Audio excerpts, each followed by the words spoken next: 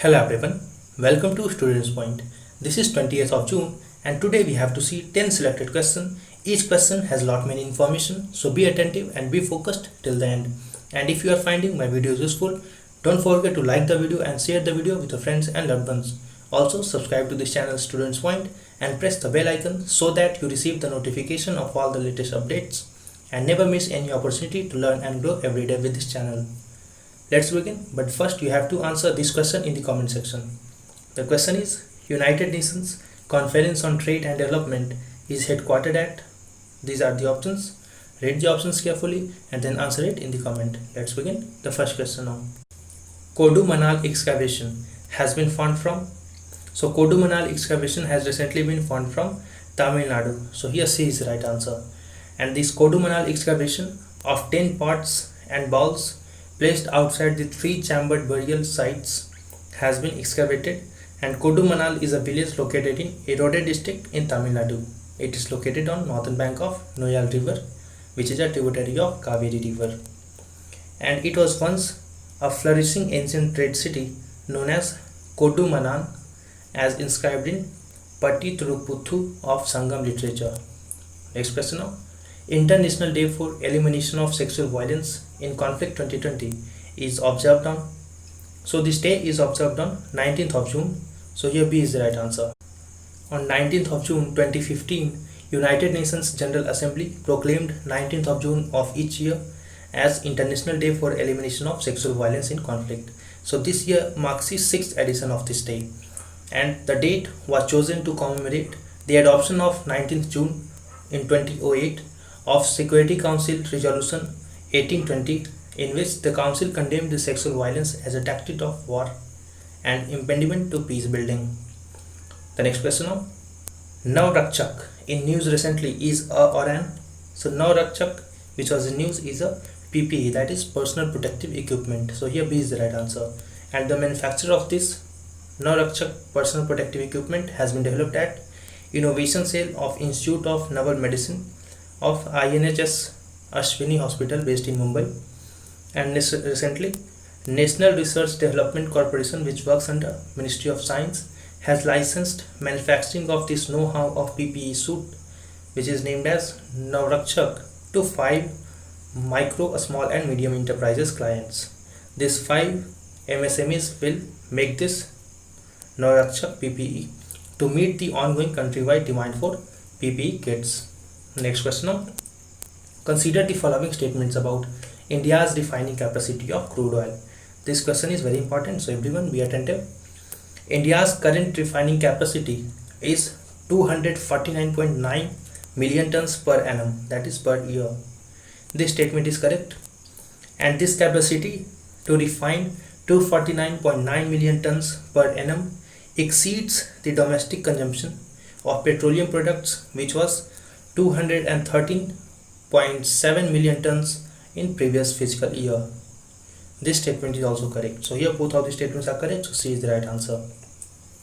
And however, India's consumption of petroleum products is likely to increase to 335 million tons by 2030, and this demand will further increase to 472 million tons by 2040. So there is requirement for India to boost its refining capacity to meet its ongoing demand. In this regard, Union Minister for Petroleum has announced that India is set to double its refining capacity for crude oil to 450 to 500 million tons per annum by year 2030. Next question now. Garib Kalyan Rozgar Abhiyan will be launched from? So Garib Kalyan Rozgar Abhiyan will be launched today, that is on 20th of June, from Khagaria district of Bihar. So here B is the right answer here. And Government of India has decided to launch this rural public works scheme called as Garib Kalyan Rozgar Abhiyan through video conferencing from village Telihar, which is in Khagaria district of Bihar. The scheme will empower and provide the livelihood opportunities to returnees, migrant workers and rural citizens who have returned to their home states due to COVID-19 lockdown. And this campaign will work in mission mode for 125 days with an outlay of rupees 50,000 crore. So here two data are very important. Remember that this will work in a mission mode for 125 days with a total outlay of rupees 50,000 crore, and a total of 116 districts across 6 states has been chosen for this program. These 6 states include Bihar, UP, MP, Rajasthan, Jharkhand, Odisha, and these 6 states are the states which have witnessed the most returns of migrant laborers, and the chosen districts include 27 aspirational districts as well. Aspirational districts, it is part of a program called as Aspirational District Program, which was launched by Niti Aayog. The Aspirational District Program aims to utilize the low-hanging fruits in all those districts which comes under Aspirational District Program, be it promotion of horticulture, be it promotion of dairy products or other things in those areas. And these 6 states makes the 2/3 of the total returned migrants. So targeting these states will solve the problem of unemployment among the returned migrant laborers as of now. The next question now. Global Trends Report has been released by Global Trends Report has been released by UNHCR. So here A is the right answer. This report is published every year by UNHCR, and it count and track the number of refugees, internally displaced people, and people who have returned to their countries or areas of origin, asylum seekers, stateless people, and other population of concern to UNHCR. Now let's have a look on the key findings of this report. As per this report, nearly 80 million people were forcibly displaced by end of 2019, which is nearly 1% of the global population. So if global population is around 800 crore, then 8 crore people are displaced forcefully in 2019, and half of those displaced were children. And more than 8 of every 10 refugees, that is around 85%, are in developing countries, generally a country neighboring the one they fled. So take the example of Rohingyas, who fled from Myanmar and they fled to Bangladesh and India. So 85% of the refugees flee to developing countries, and 5 countries account for 2/3 of the people displaced across borders, which may include Syria, Venezuela, Afghanistan, South Sudan, and Myanmar. I repeat these countries once again, very important: Syria, Venezuela, Afghanistan, South Sudan, and Myanmar. While Syria has been the top country of origin for refugees since 2014, as you must have known that Syria is a civil crisis or civil war torn country, and people flee from this country to other parts of the world.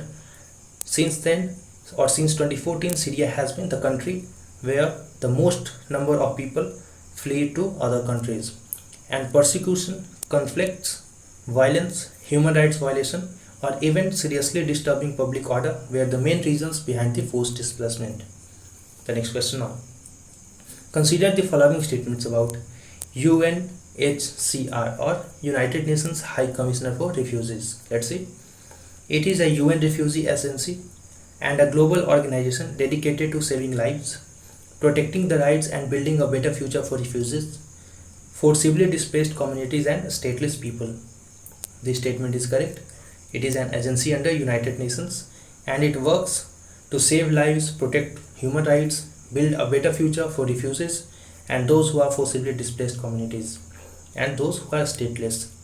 And this agency is headquartered at Geneva in Switzerland. So here both of these statements are correct. So C is the right answer again. And it was created in the year of 1950 to help millions of Europeans who had fled or lost their homes during Second World War. And it is to be noted that World Refugee Day is observed on 20th of June. Before this day, this report has been released. Remember, World Refugee Day is being observed on 20th of June. The next question now. Which country has become non-permanent member of United Nations Security Council for the highest number of times? You must have heard the news recently that India has been chosen as non-permanent member in UNSC. So in this regard, I have taken this question. So Japan has been the country which has been elected for the highest number of times as non-permanent member in UNSC. Japan has been elected for 11 times as non-permanent member in UNSC, while India has been elected for 8 times. Brazil has been elected for 10 times in UNSC. And India has been elected as a non-permanent member recently for 8th time for the term of 2021 to 2022 after winning 184 votes out of 193 members. in United Nations General Assembly, along with India, Ireland, Mexico, Norway also won the Security Council elections. And UNSC is composed of 15 members. These 15 members include P5 members, which are called as permanent 5 members, and rest 10 are non-permanent members. These 10 members are elected for 2 years tenure, and out of these 10 members, 5 members are elected by General Assembly each year. Remember that 5 members are elected by United Nations General Assembly each year, and the tenure of a country which has been elected as non-permanent member in UNSC is for 2 years. And as far as P5 members are concerned, there is no requirement for election of these P5 members of UNSC, because the name itself suggests that they are permanent members of United Nations Security Council. So there are no procedure for election of those P5 members. And India's overall objective during the fresh tenure in the UNSC will be the achievement of ORMS, that is for new orientation of a reformed multilateral system. And if you have not liked the video yet, do like the video, share the video with your friends and loved ones. Let's see the next question now. MCQs, the world's first quantum communication satellite, was launched by. So MCQs, which is the world's first quantum communication satellite, was launched by China.